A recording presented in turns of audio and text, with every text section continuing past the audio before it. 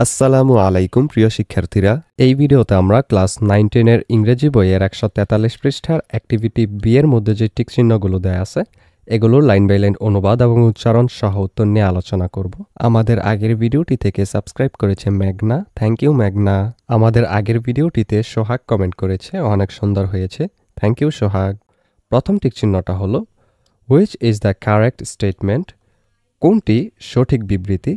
এটার অ্যান্সারটা হবে সি নাম্বারটা। She had a special liking for a jar of a particular colour. একটি নির্দিষ্ট রঙের জারের প্রতি তার বিশেষ পছন্দ ছিল। এরপর 2 নাম্বারটা হলো Rosamond wanted to buy, Rosamond কিনতে চেয়েছিল। এর অ্যান্সারটা হলো বি, দ্য পার্পল জার, বেগুনি জারটি।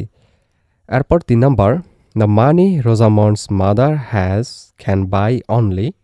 রোজামন্ডের মায়ের কাছে যে টাকা আছে তা দিয়ে কেনা যাবে কেবল ওয়ান থিং, একটি জিনিস। তাহলে এটার অ্যান্সারটা হলো A number. 4 number question, why did Rosamond persuade her mother to buy her a pair of shows.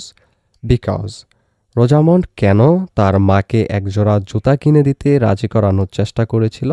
আর কারণটা হলো ডি নাম্বারটা উত্তর, a stone got in her shoe and was hurting her. একটি পাথর তার জুতায় ঢুকেছিল এবং তাকে ব্যথা দিচ্ছিল।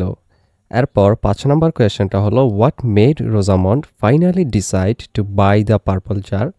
কী কারণে রোজামন্ড শেষ পর্যন্ত বেগুনি জারটি কেনার সিদ্ধান্ত নিয়েছিল।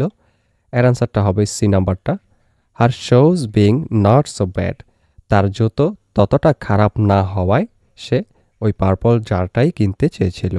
এই ভিডিওটি এই পর্যন্তই। পরবর্তী ভিডিওতে আমরা 143 পৃষ্ঠার অ্যাক্টিভিটি এর মধ্যে যে কোয়েশ্চেনটা দেওয়া আছে এখানে রয়েছে একটা টেক্সট, এটার আমরা লাইন বাই লাইন অনুবাদ এবং উচ্চারণ নিয়ে আলোচনা করব।